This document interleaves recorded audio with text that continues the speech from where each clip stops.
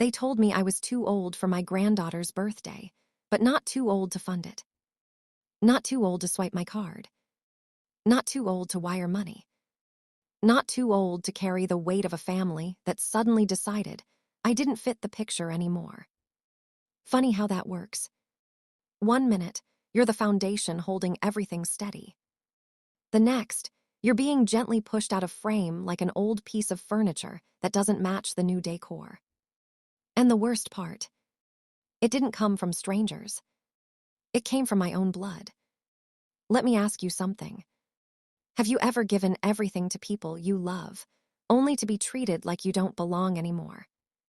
Have you ever watched someone enjoy the life you helped build, while acting like you had nothing to do with it?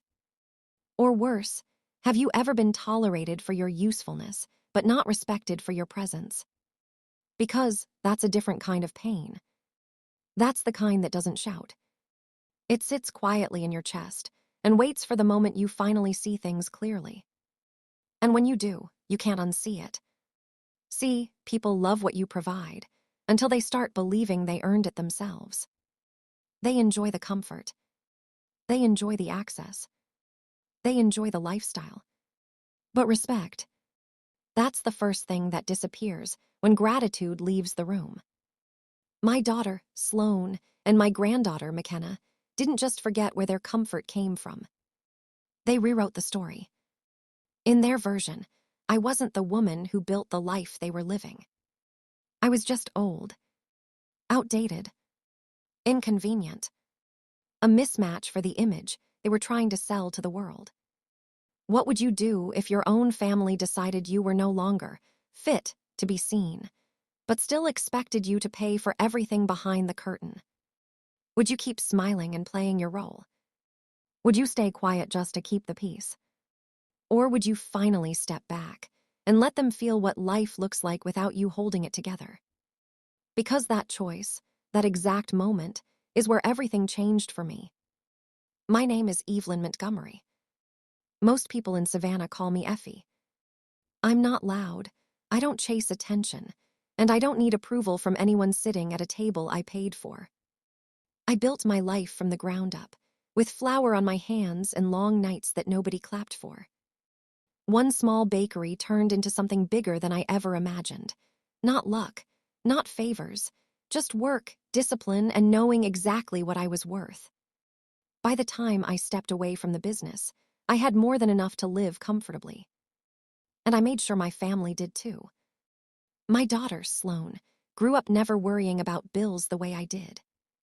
I made sure of that. Good schools, a beautiful home, opportunities I never had at her age. And when she had McKenna, my granddaughter became the center of everything. McKenna didn't just grow up comfortable. She grew up expecting comfort. Private lessons, designer clothes, experiences most kids only see on screens. And every time she wanted something, there I was. No hesitation, no questions. Because I believed I was building something meaningful. A family that understood love and where it came from. But somewhere along the way, appreciation turned into expectation. And expectation turned into entitlement. It didn't happen all at once. It showed up in small ways first. A thank you that never came. A conversation where I wasn't really included. A look that said, "You wouldn't understand." Until one day, they didn't even try to hide it anymore. That was the day I realized something important. I wasn't being valued. I was being used. If you've ever been underestimated, subscribe now. This story gets worse.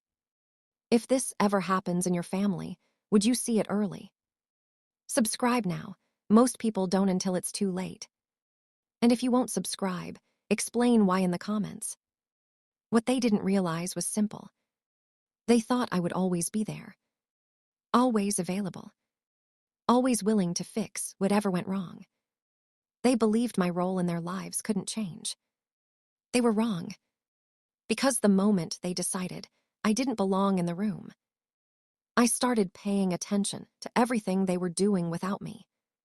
And what I saw next, that's where the real story begins. I wasn't born into comfort. There were no safety nets waiting for me, no inheritance, no one handing me keys to anything. What I had was a small kitchen, a second-hand oven that heated unevenly, and a determination that didn't care how tired I felt. Back then, I woke up before sunrise and worked until my hands ached. Flour found its way into every crease of my skin. Sugar stuck to everything. I learned quickly that if something was going to succeed, it would be because I made it succeed. Montgomery Sweets didn't start as a business. It started as survival. I baked for neighbors first, then for small events, then for anyone willing to pay for something made with care instead of shortcuts. Word traveled. Not because I advertised. Because people talked. And when people talk about quality, they don't stop. One shop turned into two. Two turned into more. Each new location came with risk. Rent, staff, supply costs, things that could swallow you whole if you weren't paying attention. But I paid attention. Every dollar had a purpose. Every decision had weight. I didn't chase fast growth. I built something steady. Something that could stand without falling apart the moment things got difficult. And over time, it did more than stand. It carried me. It carried my future. And eventually, it carried my family. When Sloane was growing up, I made a promise to myself. She would never struggle the way I did. She would never have to choose between paying a bill and chasing a dream. So I gave her what I never had. The best schools I could afford. A home that felt secure. Opportunities that opened doors instead of closing them. When college came, I didn't hesitate. Tuition covered. Housing taken care of. Extras, if she needed it, she had it. And I told myself that was what love looked like. Providing, protecting, making sure she started ahead of where I did. At the time, it felt right. Years later, when Sloane decided she wanted a house that matched the life she believed she deserved, she came to me with plans already in hand. Mediterranean-style villa, gated neighborhood, the kind of place people slow down to look at as they drive past. She didn't ask if it was realistic. She asked how soon it could happen. The down payment alone would have made most people pause. I didn't. I wrote the check. Not because I had to. Because I believed I was helping her build something stable. Something lasting. Looking back now, that moment mattered more than I realized. Because that was the first time she didn't seem surprised that I would say yes. She expected it. When McKenna was born, everything shifted again. There's something about a grandchild. It softens you in ways you don't expect. I saw possibility in her, bright, exciting, full of life. And I wanted her to have everything. Not just what she needed. Everything. So I gave it. Horseback riding lessons. Dance classes. Trips that most kids only hear about. Clothes that cost more than anything I owned at her age. Every birthday bigger than the last. Every holiday filled with more than enough. And every time she smiled, I told myself it was worth it. At first, there were thank yous.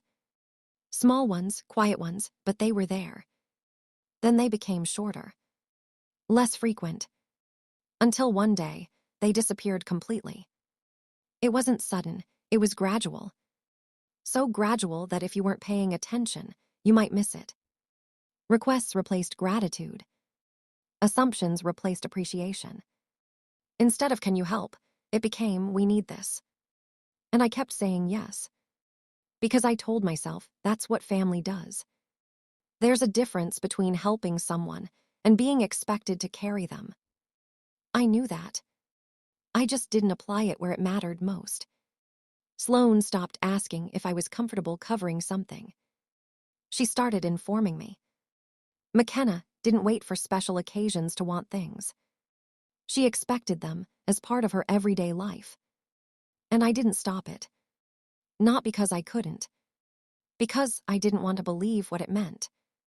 Everything I built had structure. Discipline, boundaries, consequences. But when it came to my family, I bent those rules. I told myself love was different, that they would understand one day, that they would look back and appreciate everything that had been done for them. But appreciation doesn't grow in an environment where everything is already given. It fades. And when it fades long enough, it disappears. Let me ask you something again. Would you keep giving if appreciation never came? Would you continue supporting people who no longer see the effort behind what they're receiving? Or would you stop before it becomes something they feel entitled to? Because I didn't stop.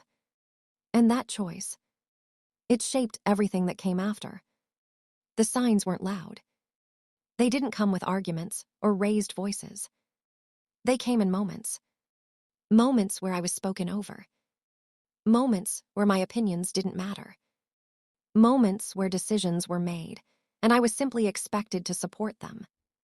Financially, emotionally, silently.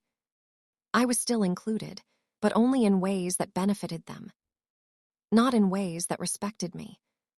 At the time, I told myself it was temporary. A phase, a misunderstanding, something that would correct itself. But it didn't, because the more I gave, the more it became normal to take. And the more normal it became to take, the less reason they had to value where it came from. It wasn't just about money anymore. It was about position. I had gone from being the center of support to being an invisible source. Always there, never acknowledged.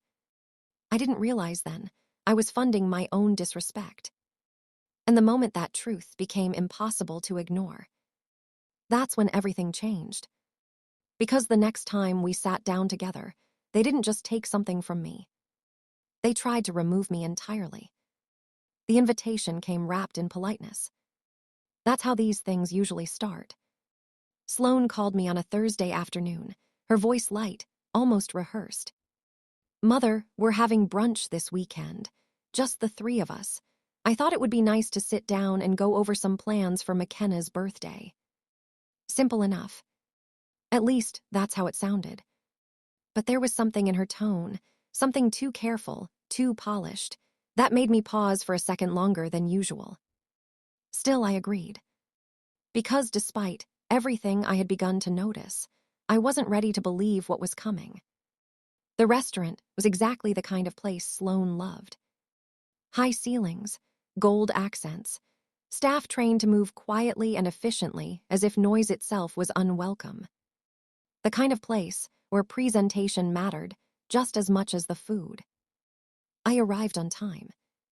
Of course I did. I've never been the type to keep people waiting, especially not when I'm the one who taught them better.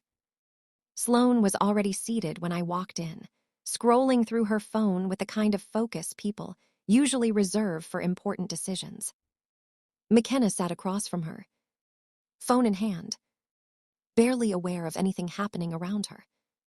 I stood there for a moment, not because I didn't know where they were, but because neither of them looked up. "Good morning," I said as I reached the table. Sloane glanced up briefly. "Oh, hi, Mother, you made it."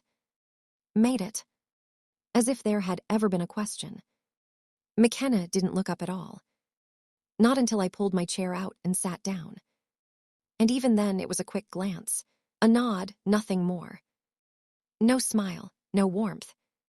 Just acknowledgement. That was the first moment I felt it clearly. I wasn't the center of this conversation. I was an afterthought in it. The waiter came and went, orders were placed, drinks arrived. Small talk filled the space. Sloane talked about schedules, appointments, things that sounded important but carried no real weight. McKenna stayed on her phone, typing, scrolling, occasionally smirking at something only she could see. I watched her for a moment. 15 years old, and already more invested in an audience she couldn't see than the people sitting in front of her. That told me everything I needed to know. But I stayed quiet, because I was still waiting for the reason I had been invited. Eventually, Sloane set her phone down and straightened slightly. "That actually brings us to why we wanted to meet," she said. McKenna finally looked up. There it was. Interest. But not in me. In what was about to be discussed.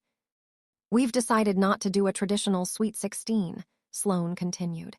It feels outdated. McKenna leaned forward, her energy shifting instantly. We're doing a Sweet 15 instead, she said. But not like a normal one. It's going to be a neon gala. She said it like it meant something. Like those two words alone explained everything. I waited. Think high energy, high fashion, she added. Lights, music, live streaming, it's going to be huge. Sloane nodded in approval. We've already started working with an event planner. This is going to be memorable. I could hear it in her voice. Not excitement. Pride. I nodded slowly. It sounds expensive, I said. Sloane gave a small laugh. Well, quality always is. There it was again. That quiet assumption. Not a question of whether it could be afforded. Just an understanding of where the money would come from. I let that sit for a moment. Because something told me the real conversation hadn't started yet.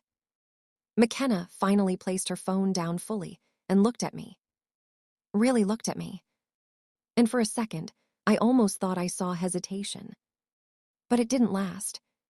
Nana, she said, her tone careful in a way that felt practiced. We've been working on the guest list. I stayed quiet. It's a very specific vibe, she continued. Like very curated. Sloane stepped in smoothly. What McKenna is trying to say, Mother, is that this event is going to be very image-focused. Image-focused. I could already see where this was going. McKenna took a breath. It's for the youth, she said. Just like that. Simple, clean, final. I didn't respond immediately. Because I wanted to be sure I had heard her correctly. I'm sorry, I said calmly. What exactly are you telling me? Sloane smiled, but there was no warmth in it. We think it would be best if you sat this one out. Sat this one out. My own granddaughter's birthday. We'll do something separate with you, she added quickly. A quiet dinner, something more appropriate. Appropriate. I felt something shift inside me. Not loudly, but permanently. McKenna leaned forward again, her voice softer now. It's just, you don't really fit the aesthetic, Nana. There it was. No confusion, no misunderstanding. Just the truth. Clear and direct. I looked at her. Really looked at her. At the girl I had given everything to. And in that moment, I saw it. Not guilt. Not even discomfort. Just certainty. The table went quiet. Not because they were waiting for my reaction. Because, to them, the conversation was already settled. I could feel the heat rise slightly in my chest. Not anger. Not yet. Something deeper. The kind of feeling that comes when you realize you've been standing in the wrong place for far too long. All the years. All the support. All the sacrifices. Reduced to one simple conclusion.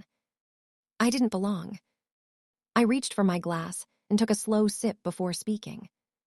So let me understand this, I said evenly. You're having a birthday celebration for my granddaughter, and I'm not invited because I don't match the look you're going for. Sloane sighed lightly. It's not personal, Mother. It's just branding. Branding. I almost smiled.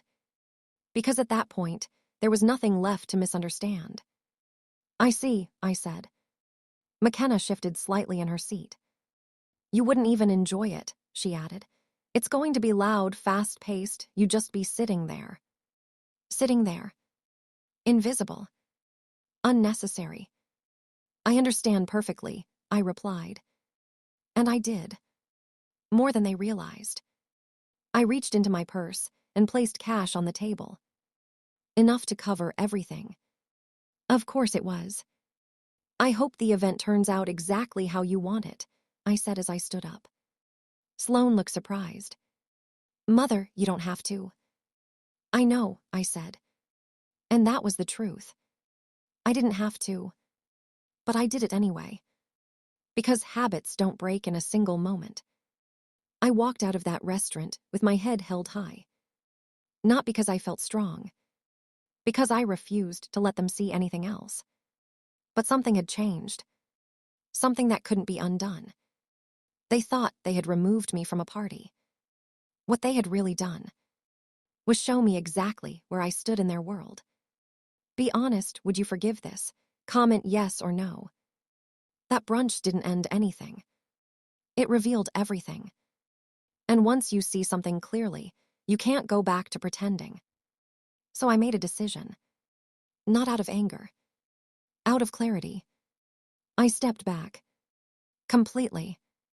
And I waited to see what would happen when I stopped being the one holding everything together.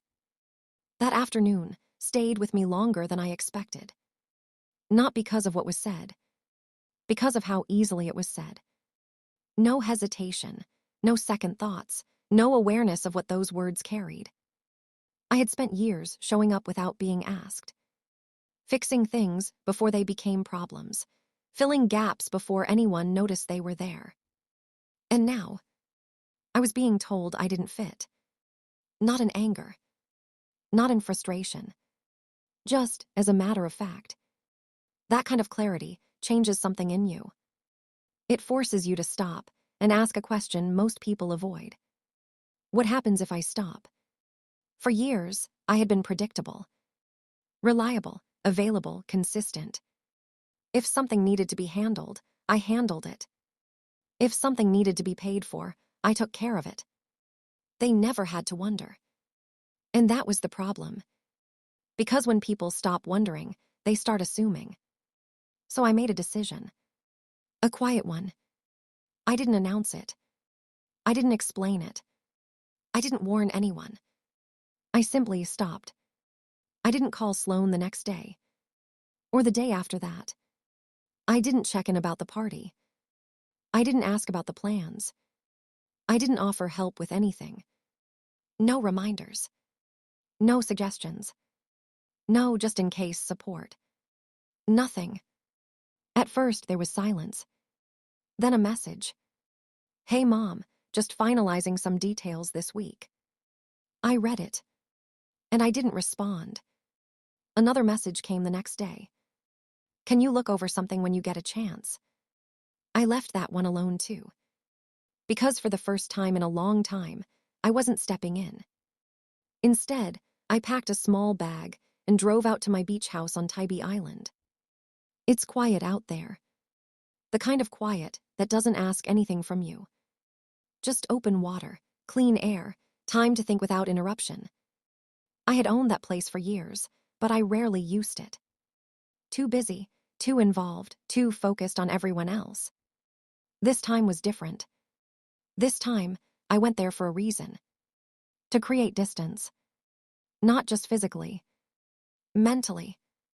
Mornings became slow. Coffee on the porch. A book in my lap. The sound of the tide moving in and out. No urgency, no demands.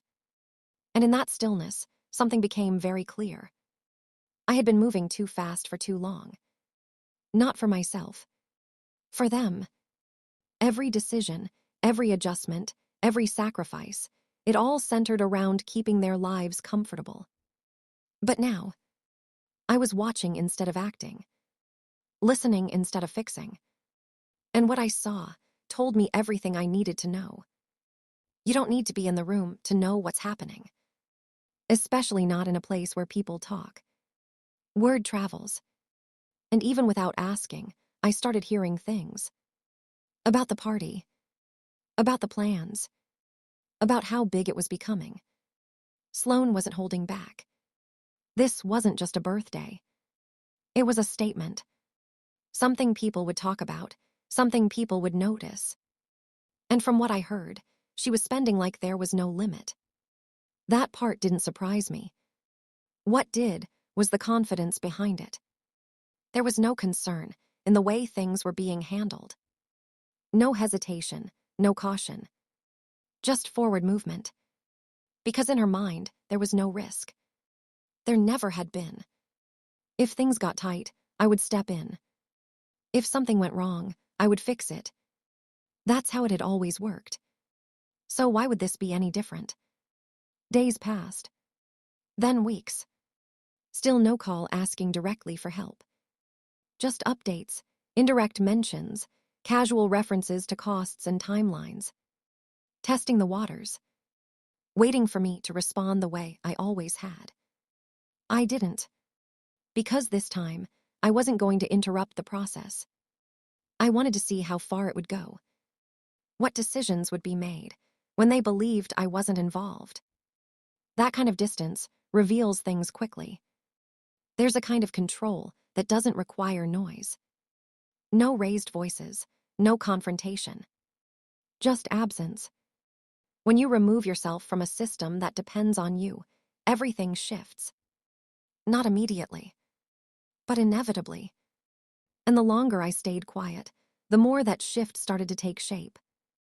I could feel it, even from miles away. Let me ask you this. Have you ever stepped back just to see what people would do without you? Not out of anger, out of curiosity. To understand whether you're truly valued or simply relied on. Because there's a difference. A big one. And most people don't recognize it until they create that space. The more I stayed away, the more I understood something I had ignored for years. I hadn't just been helping. I had been enabling. Making things easier, without requiring responsibility in return. And when that becomes the norm, people don't prepare for life without it. They assume it will always be there. Until it is. They thought I'd come running like always. I didn't. And what happened next? That's when the situation finally caught up with them.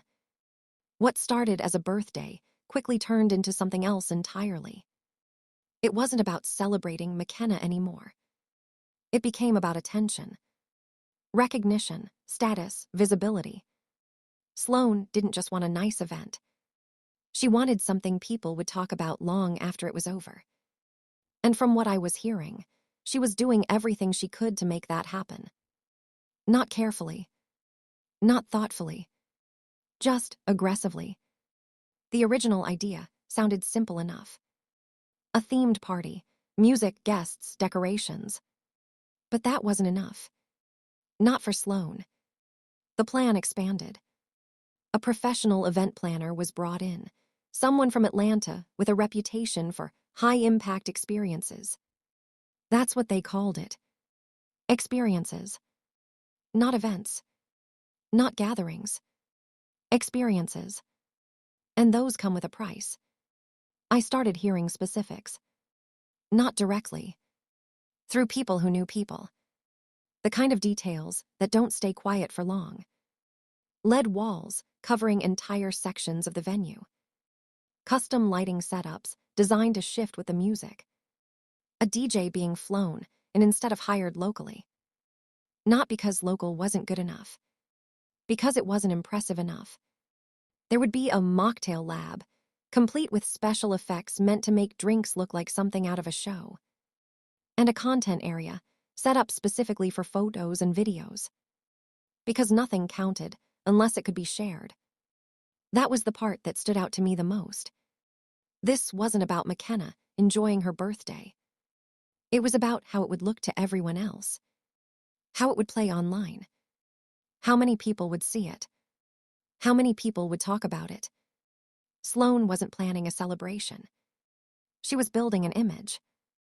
And images can get expensive very quickly. Budgets are supposed to guide decisions. Set boundaries, keep things realistic. But from everything I heard, there were no real limits being respected.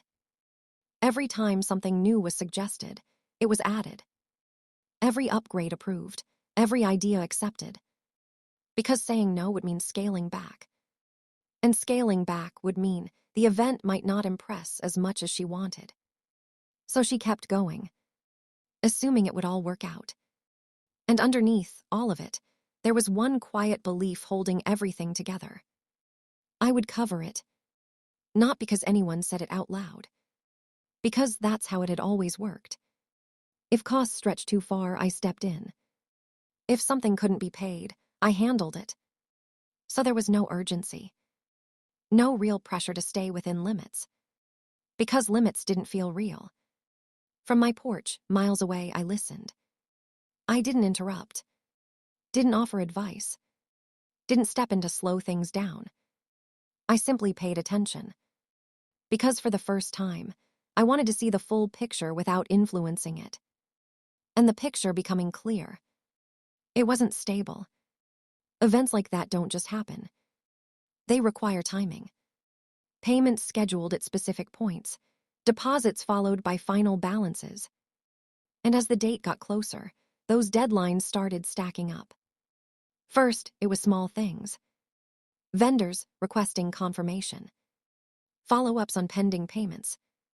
Nothing urgent. Just routine. But routine doesn't stay routine when money isn't where it needs to be. Then the tone started to change. Not in what I heard, but in how often I heard it. More calls being made. More urgency in conversations. More mentions of tight timelines and final confirmations. That's when I knew. They had gone further than they should have. And now they were trying to catch up. One vendor refused to proceed without a second payment. Another paused their work entirely until funds cleared. The venue, they had deadlines too. And they didn't move for anyone. Not for plans, not for promises. Only for payment. That's when the pressure started to build. Not publicly, but in private conversations, it was there. Normally, this is where I would have stepped in. A call would come. A concern would be raised. And I would handle it. Quietly, efficiently. But this time, nothing came. No direct request. No acknowledgement that help might be needed. Just silence and growing pressure behind it. Because they still believed I would step in without being asked. Let me ask you something. Have you ever seen someone spend money they don't have? Not carefully. Not with a plan. But with full confidence that somehow it would all be covered. Because confidence doesn't pay bills. And assumptions don't clear balances. The closer the date got, the less flexible things became. Payments that could be delayed no longer could. Services that were reserved needed to be confirmed. And once confirmation depends on money, everything changes. Because at that point, there's no room for delay. Only action. And that's when it surfaced. Not quietly. Not gradually. Clearly. The total gap between what had been promised and what could actually be paid. $15,000. That was the difference between everything moving forward and everything stopping. It wasn't just a figure. It was a reality check. Because without it, the venue could cancel. The vendors could walk away. The entire event could collapse before it even happened. All the planning, all the expectations, all the image they were trying to create. None of it could exist without that amount being covered. And suddenly, the assumption they had relied on for years. It mattered more than ever. Then came the calls. Not casual, not indirect. Urgent. Because for the first time, they weren't planning anymore. They were trying to fix a problem. And they knew exactly who they needed to call. The call came in just before sunset. I was sitting on the porch, watching the tide move in slowly, the sky shifting into that quiet shade of orange that makes everything feel still. My phone buzzed against the table. Sloan. I looked at it. Let it ring. Didn't move. Because I already knew what the call was about. You don't go from silence to urgency without a reason. And I had been waiting for that reason to show itself. The phone stopped ringing. Then it buzzed again. A message this time. Mom, please pick up, it's important. I didn't respond. Another one came through almost immediately. We have a situation with the venue. Then another. Mom, I really need you to call me back. The tone had changed. No more casual updates. No more indirect mentions. Now it was direct. Focused. Tight. And underneath it, panic. I didn't rush. That was new for me. Normally, I would have picked up the first call. Asked questions. Solved the problem before it had time to grow. But this time, I let the silence sit. I let the urgency build on their side.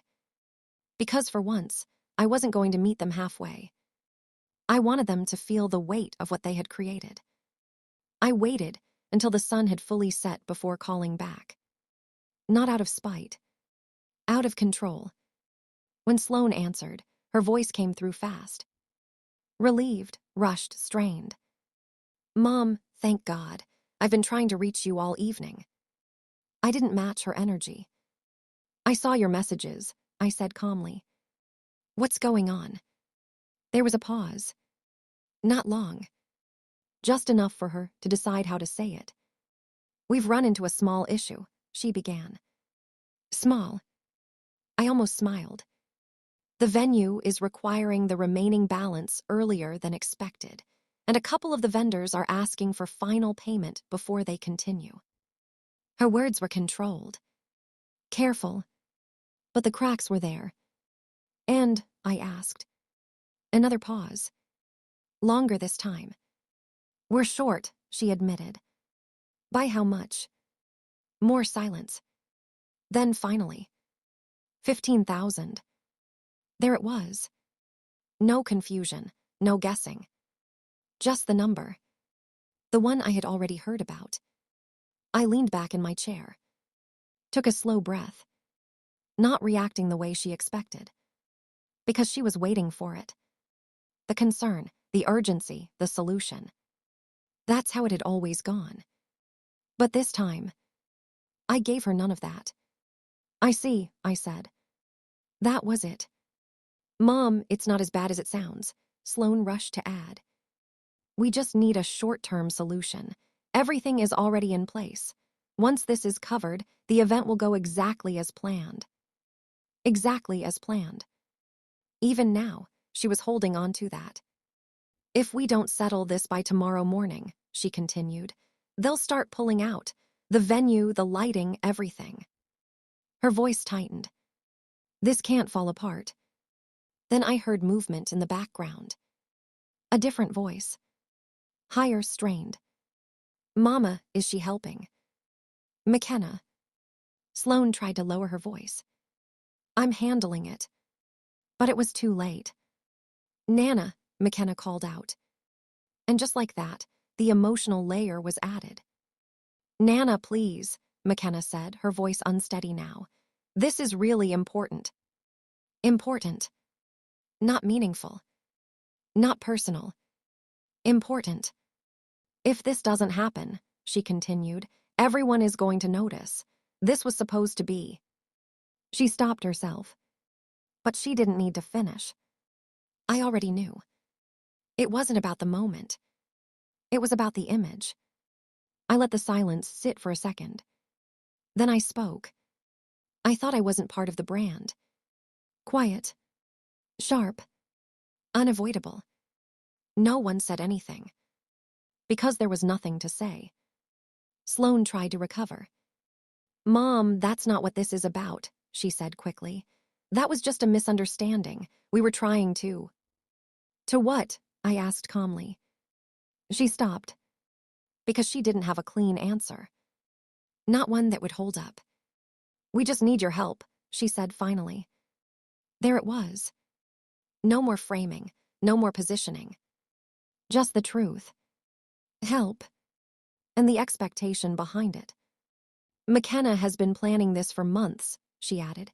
If this falls apart now, it's going to affect her. A pause. Then the final push. Please. I looked out at the water. Calm, steady, unbothered. And I realized something in that moment. They weren't asking because they respected me. They were asking because they needed me. There's a difference. And once you see it, You can't pretend it's the same. I understand the situation, I said. And I did. Perfectly. But I also understand something else now. Silence on the other end. You made it clear that this event doesn't include me, I continued. So I'm going to respect that. Mom, Sloane started. I'm not saying no, I said. Not yet. But I'm not saying yes either. That stopped her. Because that's not how this usually worked. There was always a clear answer. Immediate, reliable. This was uncertainty. Come by the house tomorrow morning, I said. All of you. We'll talk about it then. Sloane hesitated. Tomorrow morning, she repeated. Mom, we don't have that much time.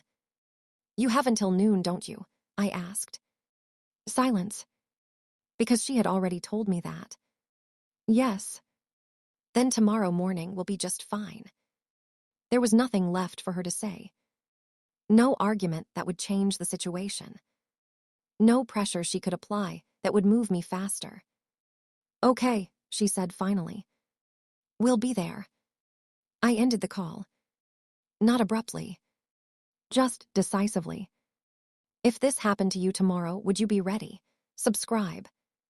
I set my phone down and leaned back in my chair. For the first time, they were waiting on me. Not assuming. Not expecting. Waiting. And the next morning, that's when they showed up. Not confident. Not composed. Desperate. The house was quiet that morning. Not the kind of quiet that feels empty. The kind that feels intentional. I woke up early, as I always do, and moved through my routine without rushing. Coffee brewed slowly. The newspaper sat untouched beside me. Sunlight came through the windows in soft lines across the floor. Everything was in its place. Everything felt steady. Because I knew what was coming. And I wasn't going to meet it unprepared. The doorbell didn't ring once. It rang twice. Then a third time, closer together. Not patient, not composed. Urgent. I stood up, walked to the door, and opened it without hesitation. Sloane was standing there, her posture tight, her expression strained. McKenna stood slightly behind her. Eyes tired, shoulders tense, no phone in her hand this time. That alone told me everything. They weren't here to talk. They were here because they needed something. Mom, Sloane said quickly as she stepped inside. Thank you for seeing us. Her voice was polite, but underneath it, pressure. McKenna followed quietly, glancing around the house like she hadn't been there in years. Which, in a way, she hadn't. Not like this. Not without distraction. Not without control. I didn't rush to speak. I walked back to the living room and took my seat. The same chair I had always preferred. The one Sloane once joked looked like it belonged in a museum. I gestured toward the couch. Sit. They did. Quickly. Too quickly. Because people who feel in control don't move like that. For a moment, no one spoke. That silence mattered. It forced them to feel it. To sit in it. To recognize that this conversation wasn't going to follow the pattern they were used to. Finally, Sloane broke it. We've been going over everything, she said, trying to figure out how to close the gap. The gap. A softer word for a very real problem. It's just temporary, she continued. Once the event is done, everything settles. We just need to get through this last part. I watched her carefully. The way she spoke.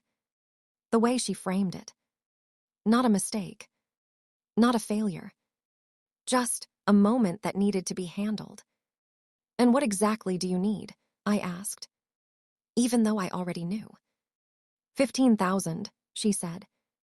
Straight this time. No hesitation.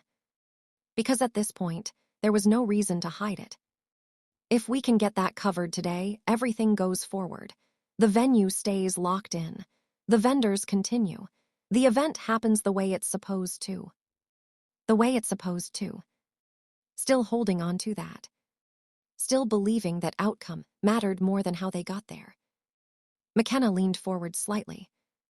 Nana, I'm sorry about what I said at brunch. Her voice was softer now. Careful. I didn't mean it like that. I was just stressed. There's been a lot going on. I looked at her. Waited. Because real apologies don't stop there. But hers did. No ownership. No understanding. Just explanation. She didn't say she was wrong. She didn't say she shouldn't have said it. She said she was stressed. That told me everything. Because when someone only apologizes for how they felt, they're not really apologizing for what they did. I see, I said. And I did. More clearly than ever. Sloane stepped in again. Mom, we're not asking for anything unreasonable, she said. This is something we can resolve quickly. Resolve. Quickly. Words designed to make it sound simple. Manageable. Expected. You've helped us before, she added. There it was. Not a request. A reminder. A pattern she expected to continue. This isn't different, she said. It's just a larger version of the same thing. Larger. Yes. But not the same. Not anymore. I leaned forward slightly. Let me ask you something, I said. Both of them looked at me. Waiting. Is this the same event I was told I shouldn't attend? Silence. Again. Because there was no way around it. The same event where I don't fit the look, I continued. McKenna looked down. Sloane inhaled slowly. Mom, we've already moved past that, she said. Have we? I didn't say it out loud. But the answer was clear. This isn't about that anymore, Sloane added quickly. This is about making sure everything doesn't fall apart. There it was again. Urgency. Not accountability. Just the need to fix what was breaking. Nana, please, McKenna said, her voice breaking slightly. This is my birthday. Everyone is expecting this. If it doesn't happen. She didn't finish. But she didn't need to. The fear was clear. Not of losing the moment. Of losing how she would be seen. I sat back in my chair. And in that moment, everything connected. The years of support. The quiet disrespect. The brunch conversation. The phone call. And now this. They weren't here because they valued me. They were here because they needed access to what I had. That was the truth. And once you see the truth clearly, decisions become simple. I understand what you're asking, I said. Calm, steady. But I also understand something else. They waited. Because now, they didn't know what was coming. You made it clear that I don't belong in that space, I continued. So I'm not going to force myself into it. Sloane opened her mouth to respond. I raised my hand slightly. And she stopped. You want me to support something I'm not welcome at, I said. Do you see how that sounds? Neither of them answered. Because they did. They just didn't want to say it. Let me ask you something. Would you give them the money after this? After being pushed aside? After being told you don't belong? After only being called when something goes wrong? Think about that carefully. Because that's the position I was in. Sloane shifted in her seat. Mom, we're running out of time, she said. I know, I replied. And I did. Better than they thought. Because time was exactly what made this moment matter.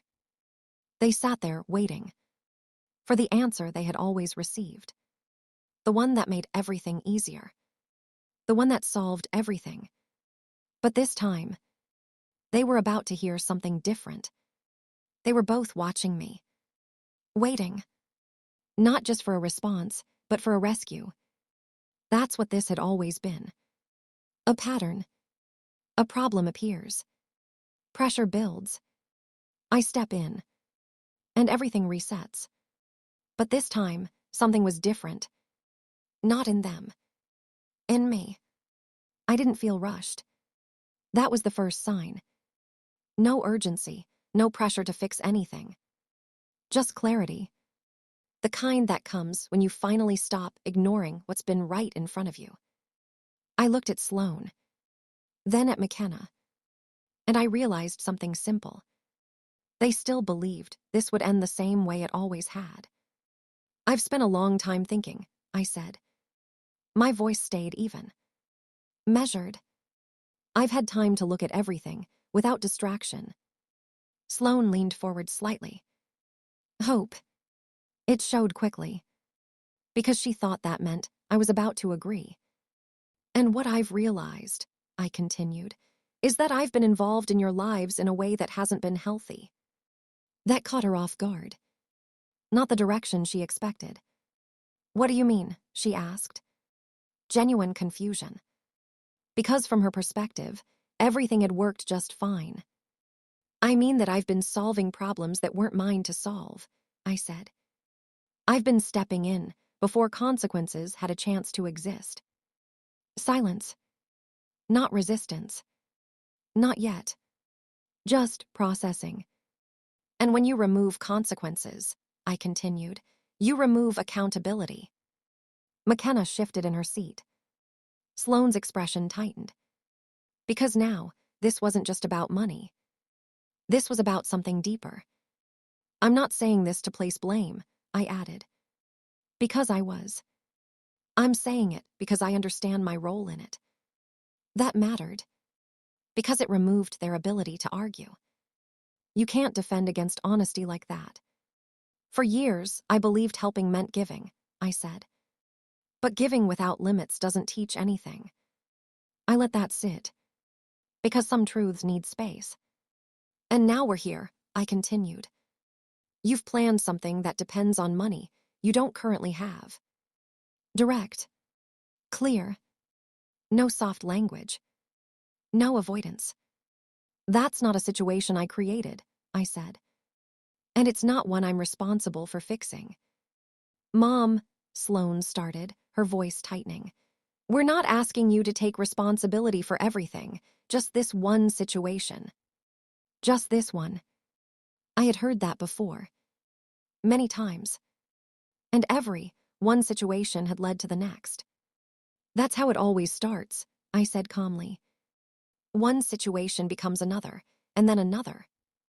I looked at her directly. And nothing changes. She didn't respond. Because she knew I was right. I've decided to do something different, I said.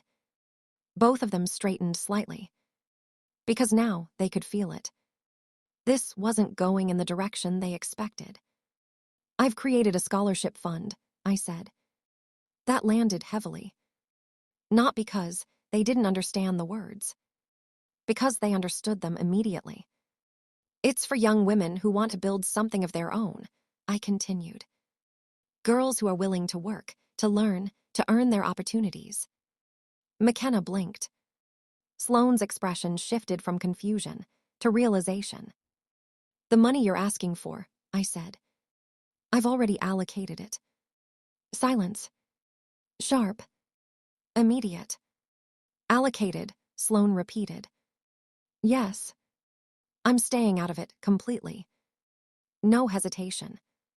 No explanation beyond that. Because none was needed. For a moment, no one spoke. Because there was nothing left to negotiate. No angle to adjust. No wording to reframe. Just the reality of what had been said. McKenna looked down at her hands. Sloane leaned back slowly, her posture changing. Not confident anymore. Not in control. So that's it, Sloane asked. Her voice wasn't calm anymore. There's nothing you're going to do. I held her gaze. I am doing something, I said. Just not what you expected. This is your event, I continued. Your decisions, your plans. And now, your responsibility. No anger. No raised voice. Just finality. McKenna finally looked up. This means it might not happen, she said quietly. It was the first time she had said something real. Not about image. Not about expectations. Just reality. That's a possibility, I said. I didn't dress it up. Didn't soften it. Because reality doesn't need decoration. And if it doesn't, I added, you'll learn something more valuable than any party could teach you. Neither of them responded. Because for the first time, they weren't being protected from the outcome. Sloane stood up slowly. Not abruptly. Just without energy. I understand, she said. But she didn't. Not fully. Not yet. McKenna followed her. Quieter than before. I didn't walk them to the door. I didn't add anything else. Because everything that needed to be said had been said. And for the first time in a very long time, I wasn't the one holding everything together. After they left, the house returned to stillness. No raised voices. No slammed doors. No dramatic exit. Just quiet. But this time, the quiet meant something different. It wasn't calm. It was the space where consequences begin to take shape. Because once a decision is made, everything that follows has to adjust to it. I didn't reach out. Not later that day. Not the next morning. No follow-up. No check-in. No second thoughts. I stayed exactly where I had placed myself. Outside of it. And without that familiar safety net, things started to shift quickly on their side. The first call didn't come to me. It went to someone else. A vendor. Then another. And another. Requests for more time. Attempts to delay payments.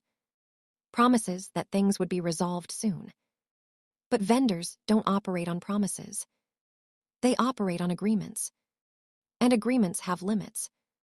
Without the funds in place, deadlines passed. Quietly at first. A missed confirmation here. A delayed transfer there. Nothing dramatic. But enough to create doubt. And once doubt enters a business arrangement, everything becomes conditional. The lighting company was the first to pull back. Their equipment had been reserved weeks in advance. A partial payment had secured the date. But not the delivery. Without the final balance, they moved on. Simple. Professional. No emotion attached. Just business. After that, things didn't hold. They followed.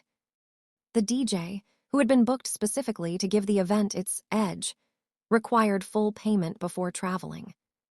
No payment. No appearance.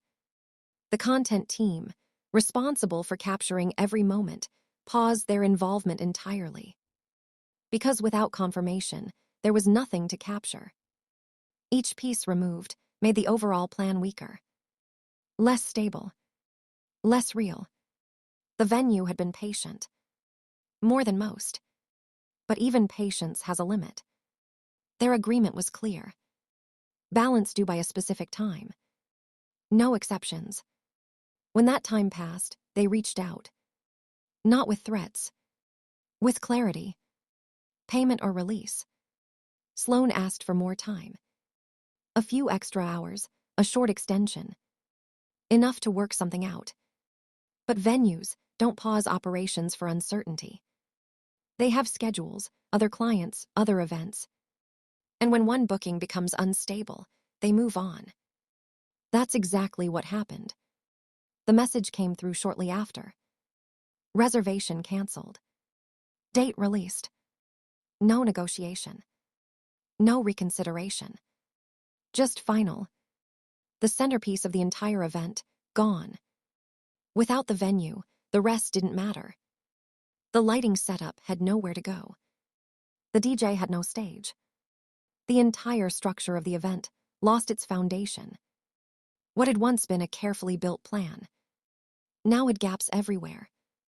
And gaps like that don't hold. That's when it hit. Not all at once. In waves. Every call returned with a no. Every attempt to adjust met with limits. There was no quick fix, no easy replacement. Because events like that aren't built overnight. And they don't recover overnight either. All of it traced back to one belief. That things would be handled. That someone would step in.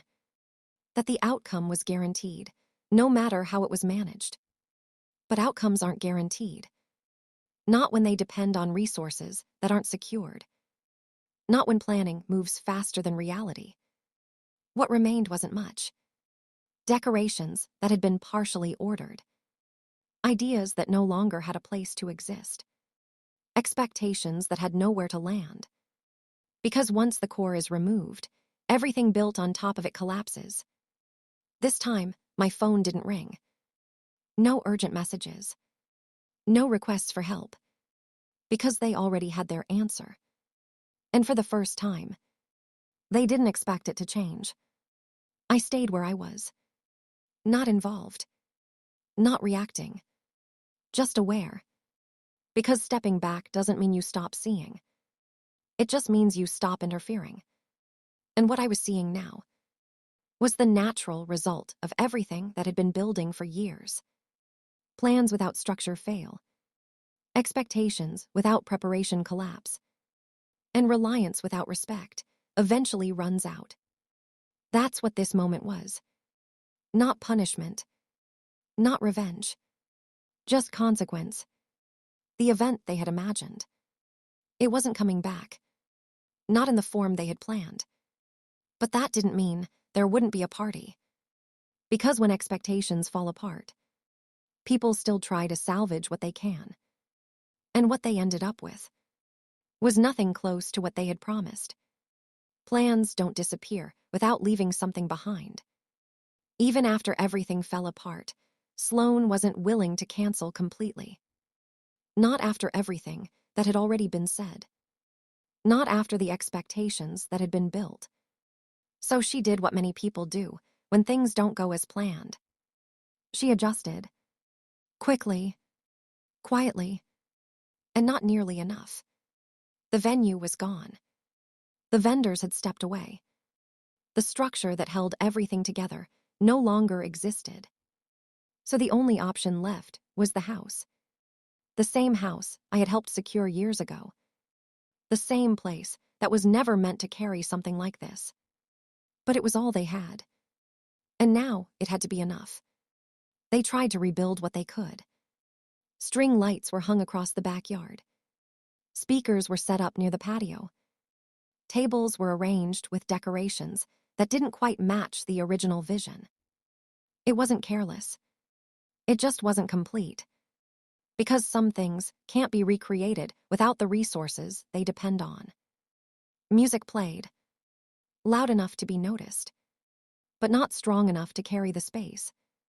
Without a proper setup, the sound didn't fill the air the way it was supposed to. It drifted. Faded. Lost its impact.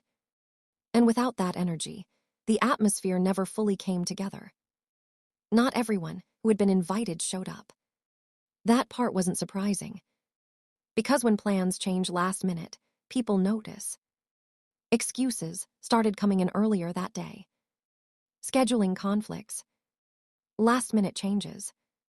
Other commitments. Polite ways of saying the same thing. They weren't interested anymore. The ones who did show up. They came with curiosity. Not excitement. A few classmates. A handful of neighbors. People who lived close enough that attending didn't require much effort. They walked in, looked around, and adjusted their expectations immediately. Because what they saw didn't match what they had heard. This was supposed to be something people talked about. A high-energy event. A bold statement. A night that stood out. That's what had been promised. What they got instead. A backyard with basic lighting. Music that struggled to hold attention. Decorations that felt like pieces of a much bigger plan, without the rest of it. The difference was obvious. And once people see that difference, they don't ignore it. Conversations didn't flow naturally. Groups formed, then broke apart quickly. People checked their phones more than they engaged with each other. Some stood near the edges, observing instead of participating. Because the energy wasn't there. And energy is what carries events like this. Without it, everything feels forced. Phones came out. Photos were taken. But not in the way McKenna had imagined. Angles were limited. Backgrounds avoided. Captions kept simple. Because there wasn't much to highlight. Not the kind of content that gains attention. Not the kind that spreads. And that mattered more than anything. McKenna moved through the space slowly. Trying to stay present. Trying to act like everything was fine. But it showed. In the way she looked around. In the way she checked who was there and who was. In the way her energy dropped with each passing hour. Because she knew. This wasn't what she had planned. Sloane kept moving. Adjusting things. Speaking to guests. Trying to maintain a sense of control. But there's a point where effort doesn't change outcome. And she reached that point quickly. Because no matter how much she tried to manage the situation, she couldn't recreate what had already been lost. Events like this usually move fast. Music carries the pace. People fill the space. Moments stack on top of each other. But here, time stretched. Minutes felt longer. Energy didn't build, it faded. And as it faded, so did the reason for people to stay. One by one, guests began to leave. Not all at once. Gradually. A quiet goodbye here. A quick exit there. No one made a scene. But the pattern was clear. The longer the night went on, the fewer people remained. Chairs that had been set up earlier now sat unused. Tables with untouched food. Areas that were meant to be filled, left open. And when space like that becomes visible, it changes how everything feels. Because absence is hard to ignore. At one point, the music paused. Just for a moment. A technical issue. But in that moment, something became clear. There was no natural sound to replace it. No laughter filling the gap. No conversation strong enough to carry through. Just silence. And that silence said everything. McKenna sat down near the edge of the patio. Watching. Not participating anymore. Because there was nothing left to hold on to. No illusion. No expectation. Just reality. And reality didn't look anything like what she had imagined. This wasn't about a party anymore. It was about what happens when something is built for appearance without a solid foundation. Because appearance fades quickly when it isn't supported.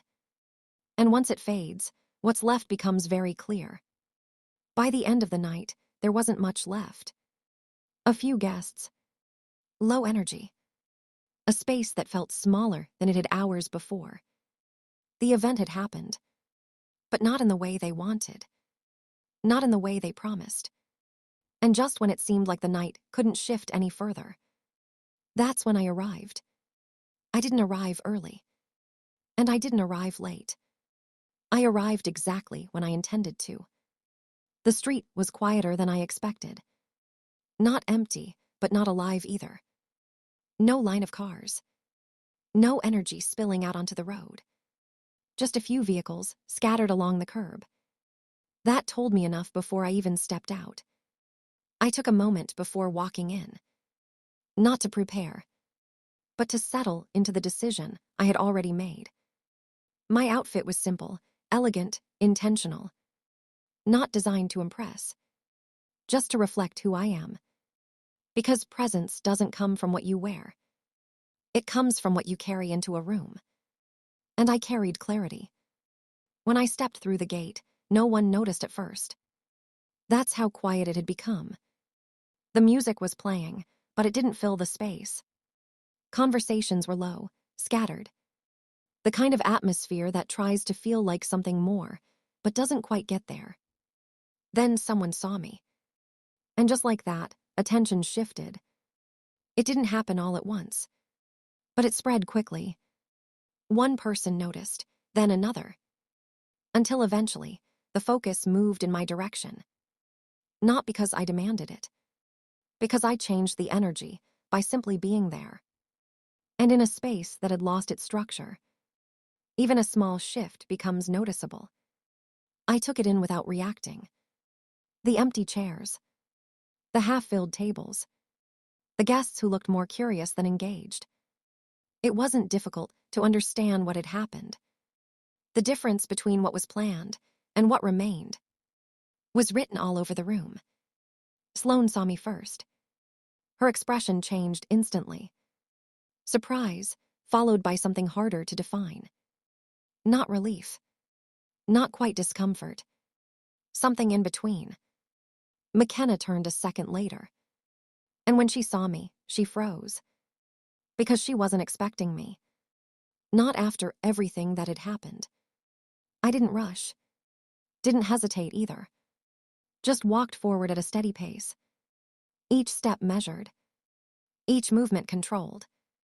Because moments like this don't need speed. They need presence. I was holding a small box. Nothing extravagant. No oversized wrapping. No attention-seeking detail. Just a simple, clean package. The kind that doesn't explain itself until it's opened.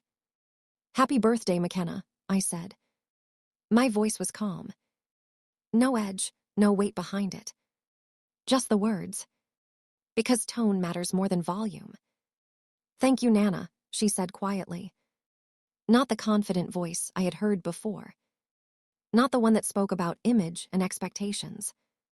This one was different. More aware. More grounded. I extended the box toward her. "This is for you." She hesitated for a second before taking it. Because even now, she didn't know what to expect. And uncertainty has a way of slowing people down. She opened it carefully. Not rushed. Not distracted. And when the lid lifted, she stopped. Inside was a stopwatch. Simple, silver, precise. Nothing decorative. Nothing unnecessary. Just time. She looked at it. Then at me. Not confused in a childish way. But searching. Trying to understand what it meant. Because gifts like that don't come without a reason. "Time matters," I said. Softly. But clearly. It shows you what lasts and what doesn't. The room was quiet enough now that a few others could hear. Not everyone. But enough. "Some things feel important in the moment," I continued. "They seem big, urgent, worth everything." I paused. Until time passes and you see them differently. McKenna held the stopwatch tighter. Not defensively. Thoughtfully. "This wasn't about a party," I said. "It was about choices." I didn't raise my voice. Didn't look around for reactions. Because this wasn't for anyone else. It was for her. "And every choice has a cost," I added. "Some you pay immediately. Others you understand later." That was it. No long explanation. No need to say more. Because the meaning was already there.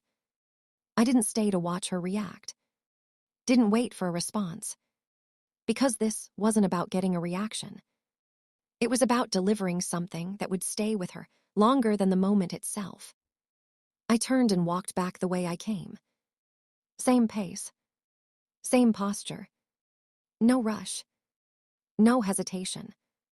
Because leaving well matters just as much as arriving well. Behind me, the space stayed quiet. Not heavy. Just still. Because moments like that don't create noise. They create thought. And thought lingers longer than anything else.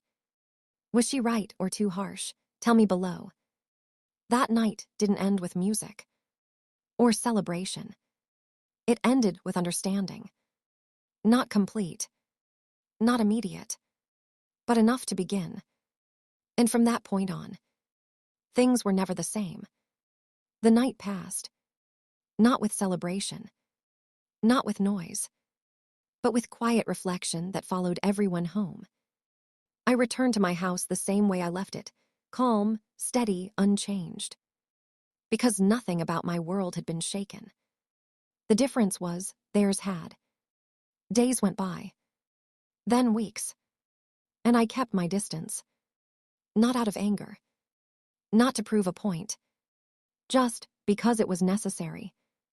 When you spend years being constantly available, stepping back feels unfamiliar at first.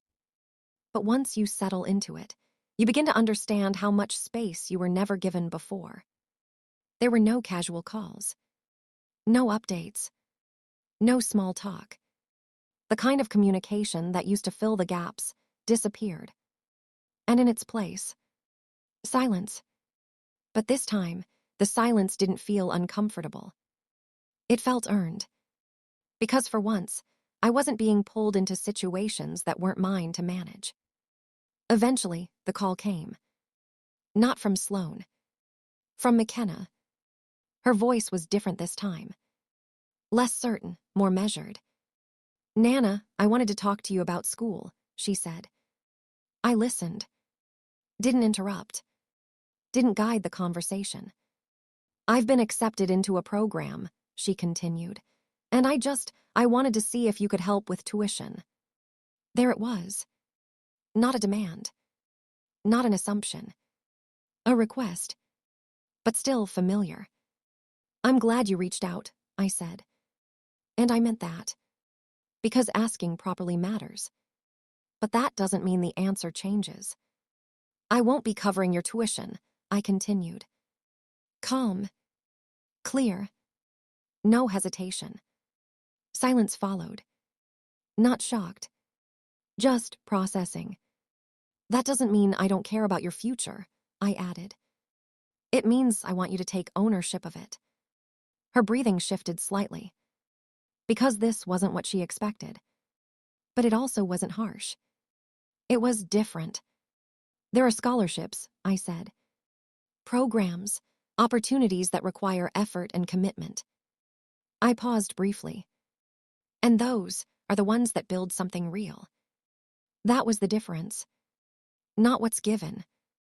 What's earned. She didn't argue. Didn't push. Didn't try to convince me. "Okay," she said quietly. And in that moment, I heard something I hadn't heard before. Understanding. Not complete. But present. After that call, I finalized something I had been considering for a while. The trust I had originally planned for McKenna. I restructured it. Not removed. Not taken away. Adjusted. It would still be there. But not as immediate access. Not as something she could rely on without effort. It became conditional. Tied to milestones. Education, work, responsibility. Because support should follow growth, not replace it. That decision didn't come from frustration. It came from clarity. Because real support doesn't remove challenges. It prepares you to face them. And for the first time, I felt like I was finally offering something that would last. Sloane didn't call. Not about the party. Not about the decision. Not about anything.